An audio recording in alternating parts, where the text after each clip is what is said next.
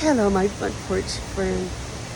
Come back here with me on this deck, out here behind the Millhouse. I've been out here for quite a while, so long I'm sweltering, as you can see. But just loving being back here, listening to all the sights and the sounds of the country. Looking at this dam my grandpa built long before I was born. And listening to the water, watching it. We had a big rain today, so the creek's up and all muddy. I still love it. You know what I wish? I wish you and me could sit down right here on this bench with some tea. It'd have to be iced because it's so humid out here. I think you would drink the air. And you and I could sit here and just talk about all the things that we're just hearing God say. Believe me, I've been hearing some things today, and I'm going to talk about that. But we'll have to go inside because I can't hardly hear myself. The water's so loud. Come on with me. There's the pretty red barn, Papa's barn. And then there's the yard that desperately needs to be mowed. But come on in here with me. Oh, there's a little girl. Hello, Lily. Lily, you want to say hello? There's sweet Lily. Palmer was out here, but he's going to find a critter. Come on in here. Come on in, Millhouse. Oh, it's so quiet in here. I always love coming in here when it's just you and me. When all the grandkids are here, it is not quiet. But today, I've got so many things on my mind and my spirit for you. So I was up this morning early. It was a short night, early morning for me. Woke up about 4. I'm so sweating. Woke up at 4 and 4 something and finally just got up about 5. I was, it was just one of those mornings. I was sitting there in my recliner early with my matcha tea.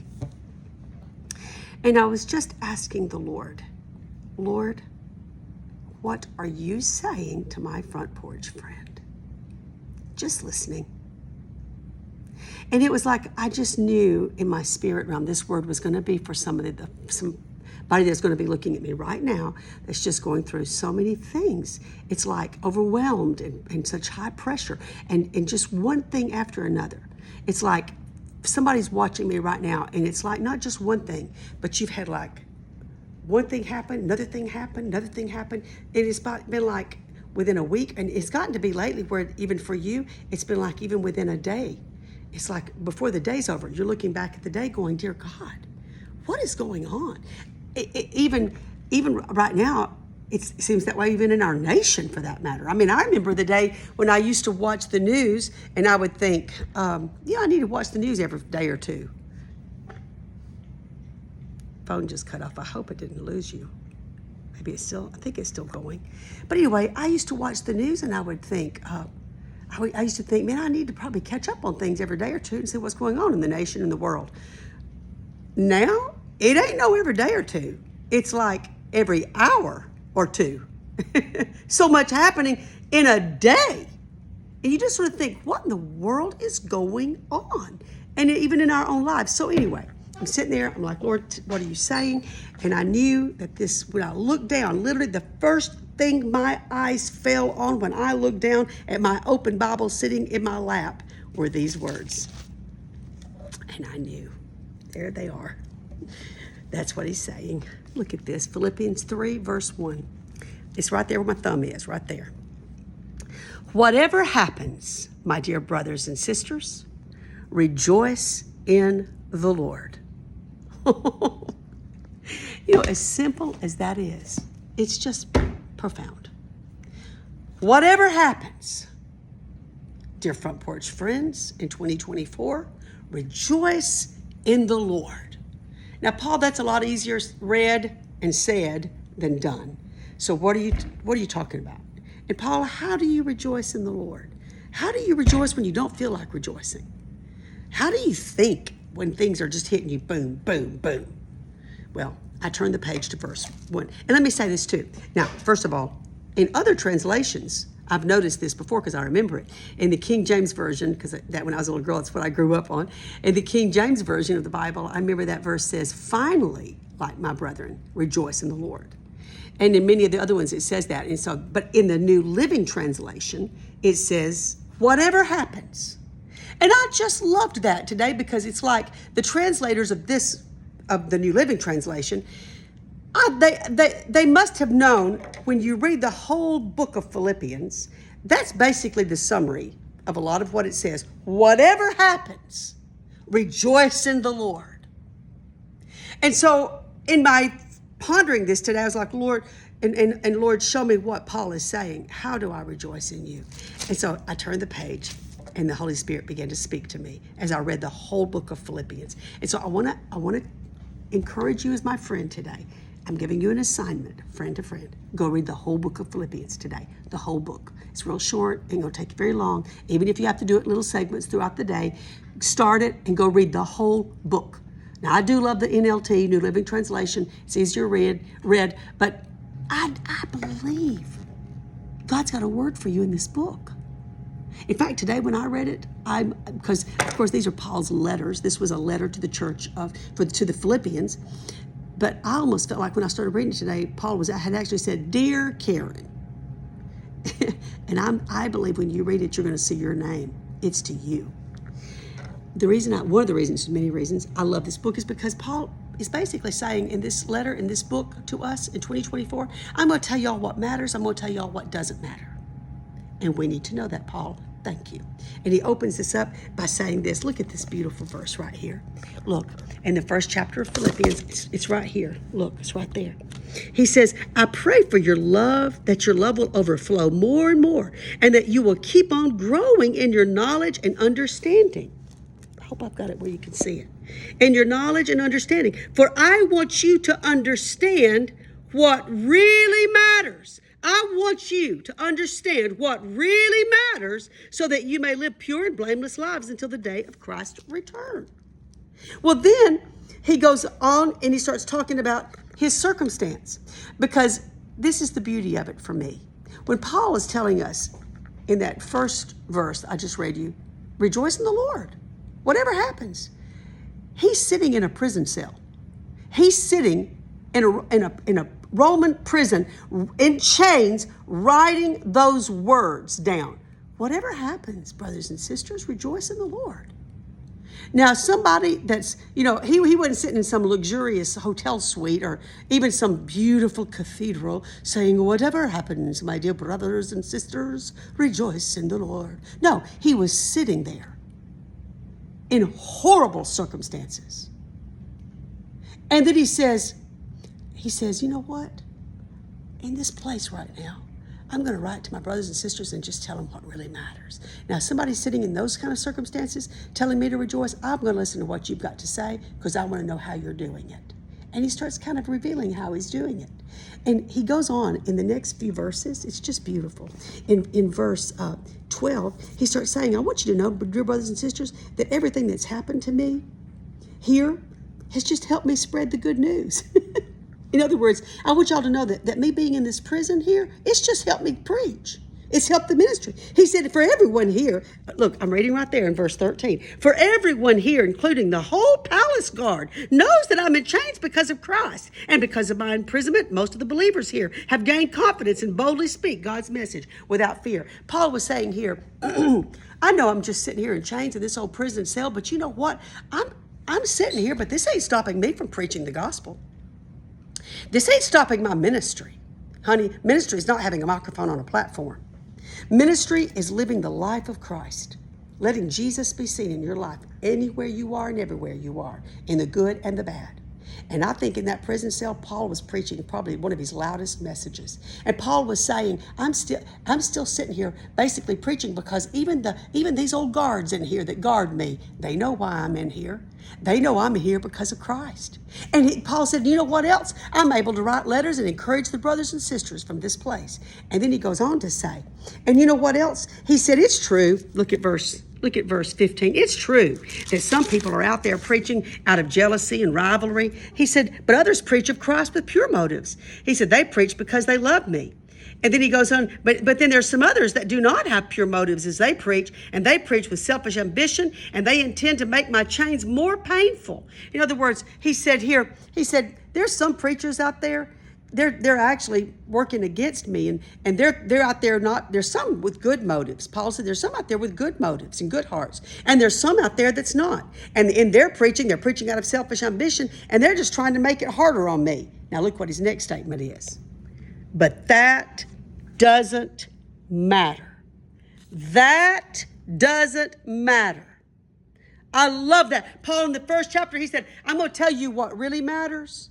And basically, he was saying what really matters is to take any circumstance in your life, any place you are in your life, and find a way to glorify God in it. And he said, and even when people are working against you, people's talking about you and trying to make it harder on you, family members that don't understand you, church people that's talking about you, people on your job, they don't appreciate you, they make things harder on you instead of better. Paul said, that don't matter.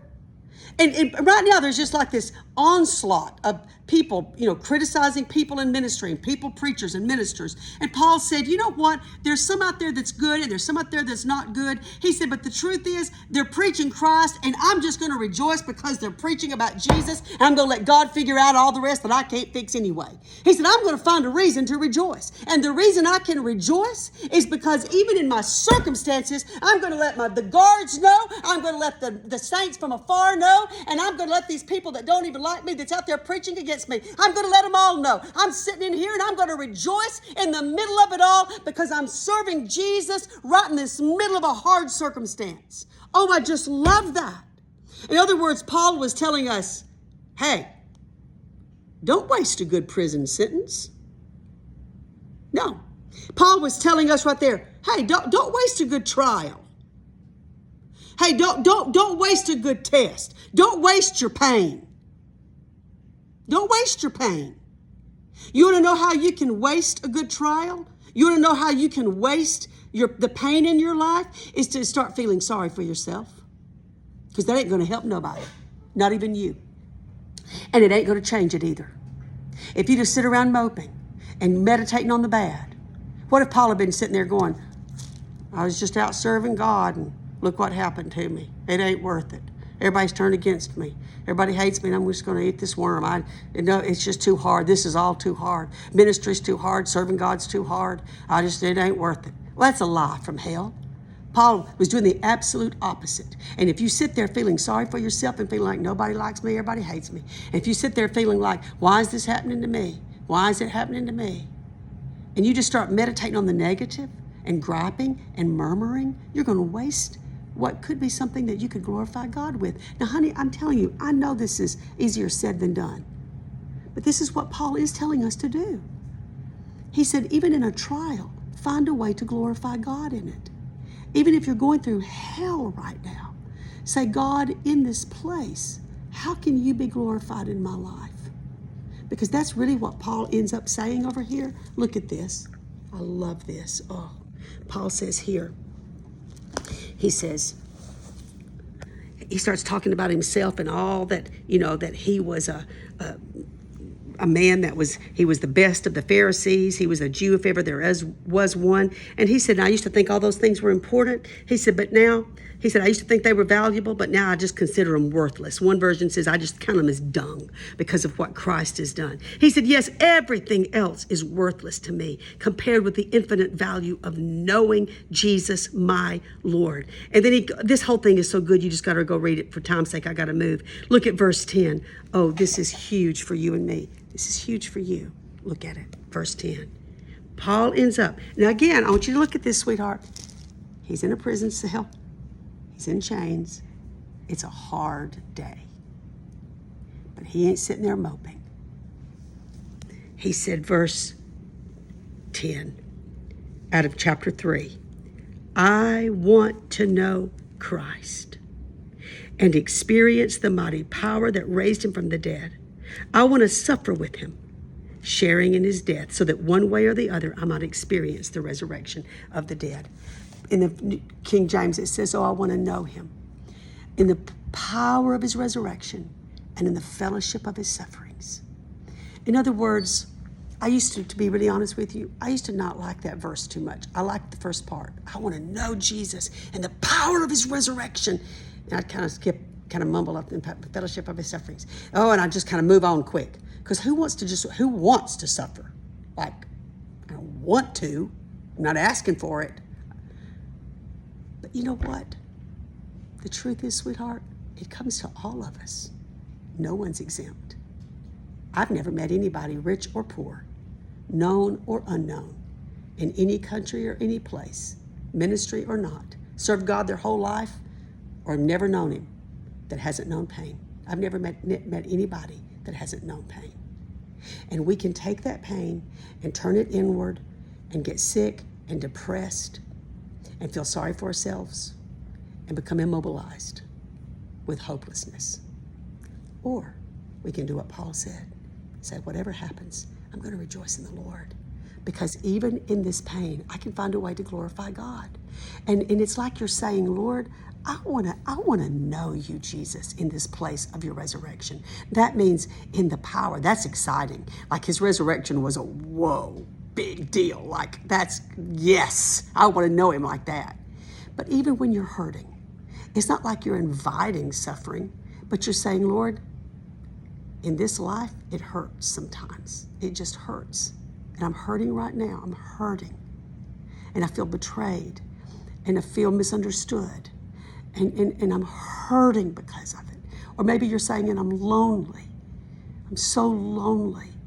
But then don't just end there. Say next, but Jesus, help me know you in this place of pain. Help me know you in loneliness. Help me know you in the place of betrayal. How can I say that? Because he was betrayed and he knows how it feels. Because he was lonely and he knows how it feels. Yeah. You could say, God, she hurt me so bad by what she said, or he hurt me so bad. But Lord, I don't want to waste this pain. I want to know you in it. You've known this kind of pain. What do you want to teach me in it? What do you want to show me? How can I know you better in it? That's one of the most intimate, beautiful places with Jesus you can ever be. And then say, now, Lord, I want you to heal me in it. And not only that, Lord, I want to find fellowship with you here, even in the lonely place and the hurting place. I want to learn what I need to learn. And then, Lord, I want to glorify you with it. And that's what Paul's saying. I wanted my whole life to just glorify Jesus, even the good stuff and the bad stuff. Everything about me, whether I'm in chains or I'm in the valley or on the mountaintop, I want it all to glorify God. And that's why Paul is saying, whatever happens, find a way to rejoice that Jesus can be glorified in that circumstance. Whatever happens, find a way to say, Lord, my joy doesn't come from good circumstances. My joy comes from knowing you. So I'm going to rejoice in you. I'm not jumping up and down and rejoicing, faking out here because everything's perfect in my life. No, I'm saying I'm hurting, but my joy comes from him, so I'm going to be all right. Paul ends this beautiful book, and I need to end this. My time's up. Paul ends this beautiful book. You just got to go read it. There's so much. Oh, my God. There's every page I turn, I'm looking down going, oh, I wish I could talk to him about that. This is the book that you and I talk about a lot. Look at Philippians 4 and 9. So always be full of joy. Always be full of joy. And again, I say rejoice. Remember, this is a man in the prison. He said, always be full of joy in the Lord. Thanks, Paul, sitting there with chains. He said, and again, I'm going to say it, rejoice. And then he said, hey, and y'all, don't worry about anything. Instead of pray about everything and tell God what you need and thank you for all he's done. And you're going to experience God's peace, which exceeds anything you can imagine or understand. And his peace is going to guard your heart and mind. And by the way, y'all too, fix your thoughts on what's pure and honest and honorable and right and just and lovely and admirable. And think about these things that are excellent and worthy of praise. And then he goes on to say, and you know why I can say that? Look at this verse. This is where I'm going to close, because I have just learned to be content. I've learned to be content when things are good and when things are bad. I've learned to be, he said, I've learned to be content with whatever I have, whether I've got, he said, whether I've got almost nothing or whether I've got everything. He said, I've learned the secret of living, the secret of living. He said, I'm going to tell you what really matters right here. I've learned the secret of living in every situation. Whether with a full stomach or an empty, whether I've got plenty or a little, I can do all things through Christ who gives me strength. That It's the end of the story. Paul said, I'm going to tell you what matters. I'm going to tell you what doesn't. And he says right there, he says, I'm going to tell you, I've learned the secret of living. I've learned it. He didn't say it just came to me easily. He said, no, I've learned it. And I learned it by learning how to be content with whatever I have. Why? Because things don't give me joy. Even people don't give me joy. They change all the time. And things come and go and rust, and they're gone here one day and gone tomorrow. None of my joy comes from those things. I'm not content.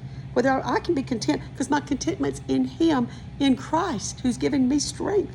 So whether I've got little or much, full stomach or empty stomach, I'm content. And I'm rejoicing in Him. And I'm finding a way to give God praise, whatever happens. Whatever happens. Sweetheart, that's your word. Find a way to do that today. Your assignment's to go read the whole book. I want you to tell me if you did, okay? And also I want you to comment below. Just start commenting and put, whatever happens, I'm rejoicing in the Lord today. You might even just put right now, I'm learning to be content. You may want to just put right now, Lord, teach me to know you in the middle of this pain, in the middle of this circumstance. You may want to put in all capital letters, I'm rejoicing in the Lord, exclamation mark, exclamation mark, exclamation mark, because my trust is in Him. You can also, of course, add your loved ones and the friends that you want us to be praying for and the burdens on your heart. Please share those with us. We want to pray with you together. We're believing your prodigal is coming home. We're believing that your body is going to be healed, and we're not settling for less. And God is your provider, and we're going to trust Him. Jesus, minister to my precious friend. Let him or her know how loved they are. Lord, I pray you turn this pain into something that glorifies your name, and turn it into something that gives them the greatest joy they've ever known. We're not going to waste it. We're going to give it to you and let you bless it and turn it into something good. I love you, Jesus, and I thank you for my front porch friend. Lord, I really ask you to bless them today. In Jesus' name, amen. Comment below. Remember, like the song says, He's still working, and He ain't finished until it's good. Whatever happens, keep rejoicing. I love you, sweet friend. I love you. I'll see you next week.